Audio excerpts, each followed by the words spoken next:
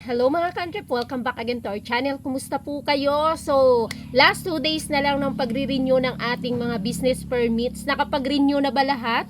Tapos na ba ang mga bagong apply or yung mga nag-new ng kanilang mga business permits? Yung mga kumbaga kaka-start pa lang. So, congratulations sa ating lahat sa tapos na makapag-renew. Ako first week pa lang ay tapos na. First week or second week? Parang second week. And then sa mga bagong apply, congratulations po sa inyo kung tapos na dahil last 2 days na lang. So may country po tayong nagtanong, i-share ko lang po based po ito sa aking personal experience at naranasan ko na rin po. Nagtanong siya kung paano magpalit ng business name. So way back mga ka-antrep, bago po pala tayo magpatuloy mga ka-antrep, baka naman hindi ka pa nakapag-subscribe dito sa ating channel. Ang pinag-uusapan natin dito ay basic tips po, some advices based on my experience sa mga magsisimula or gusto magsimula ng motor parts business and accessories, at saka sa mga related topics po kagaya po nitong tanong na isa nating ka-antrep, kung paano ba magpapalit ng business name kahit same pa rin ang DTI, pangalan ng DTI yung naka-registered, same pa rin ang owner. Okay mga ka-antrep, way back 2019 yata yun mga ka-antrep, naisipan kong change name ng aming business permit. So kasi branch 2 ito, yung branch 1 gusto ko sanang palitan ang aming business name nung nagpatayo na kami ng second branch nga namin. Kaya lang, napaka-hassle po mga ka-antrep.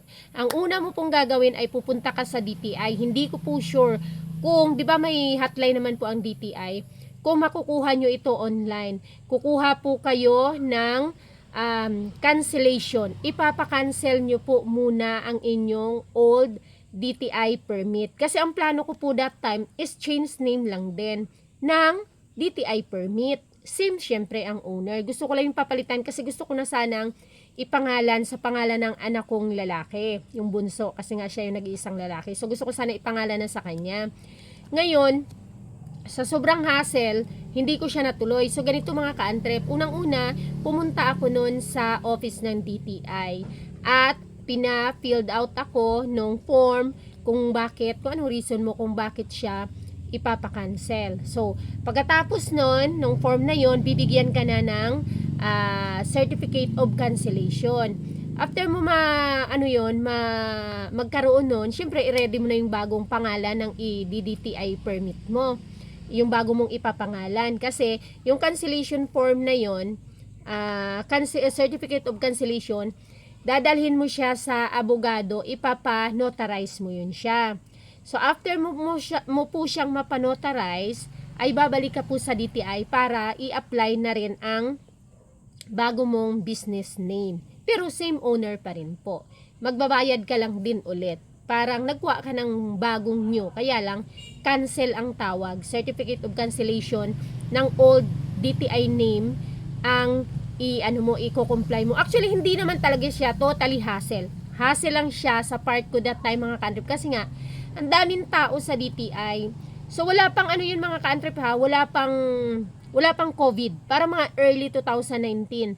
So ang haba nung pila nung mga nasa DTI, kapag sa DTI, at saka before mga ka-antrep, kasi nag-online lang naman nung nagka-COVID na, di ba? Nung hindi na tayo pwedeng lumabas. So doon na nag-online. So that time 2019, early 2019, parang January 2019.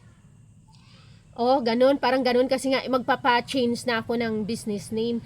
So hindi naman siya hassle mga ka-antrep kung may tiyaga kang maglakad. Sa akin kasi that time, medyo tinamad na ako kasi may cancellation na ako, di ba? Ang haba ng pila sa DTI. So aalis na ako, hahanap ng abogado na para magpa-notarize. Pagdating namin doon sa abogado mga ka-antrep, ang dami na namang tao, ang daming pila. Ngayon ay uwi pa kami ng Rizal, malayo pa, babiyahe pa kami ng nasa 4 to 5 hours.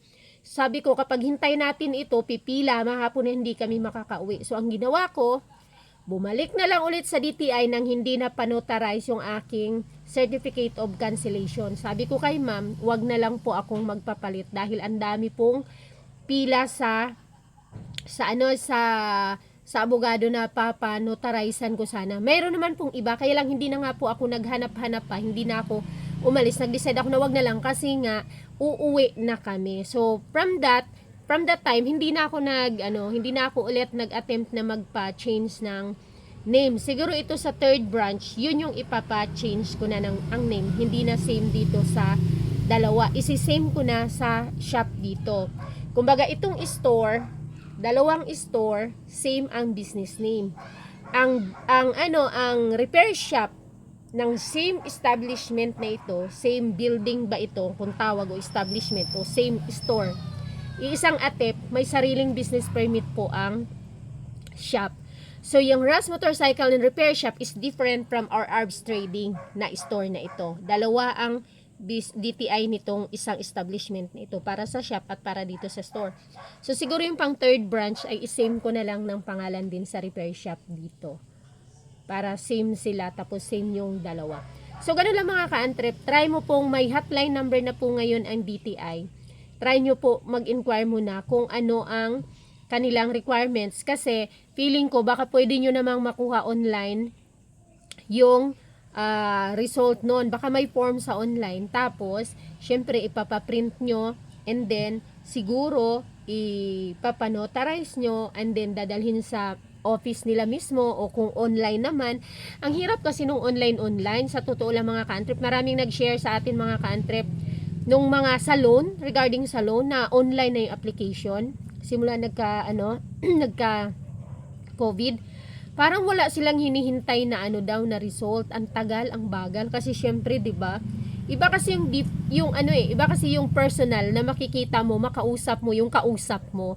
Tapos para ka talagang may personal first hand knowledge at first hand information doon sa ini-inquire mo. So siguro mga ka-antrep, pwede kang pumunta diyan sa DTI office nyo. Pwede mong saglitan yung tungkol po sa iyong concern. Actually, kung may oras ka naman, kaya po siyang gawin ng isang araw lang. Kasi sabi natin maaga kasi DTI, makakakuha ka kaagad ng certificate of cancellation, ipapanotarize mo, ibabalik mo sa kanila, tapos nandoon ka na, doon na rin ang pagkuha mo ng new. Diretso na po yun mga ka-antrep.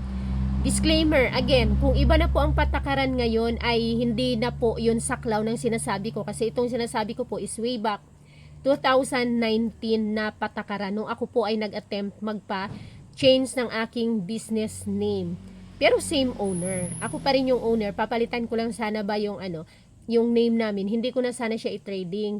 Pero dahil nga na hassle para sa part ko, hindi ko na tinuloy. Kasi nagahol ako sa oras. Pero kung hindi ako nagahol sa oras nun, ay maitutuloy ko yon. So same pa rin ang magiging pangalan ng business owner. Iba lang yung magiging business name na. So ganun lang po yun kadali, sir. Madali lang po siyang asikasuhin. Hindi lang kagaya nung pag-online kasi matagal, mabagal, wala kang diretsahang sagot na matatanggap, 'di ba? Kasi syempre online lang. Wait, okay, pag na-submit mo, di mo na alam, hindi ka na makausap. Ma'am, kailan ako pwedeng bumalik? Ma'am, sino pong mga? Pero try nyo pa rin po munang tawagan ang hotline ng DTI po dyan po sa inyong munisipyo or sa inyong city hall po. Or pumunta po kayo ng personal. Yun lang mga ka-antrep. Thank you. Salamat sa pagtanong and bye-bye. See you on my next video.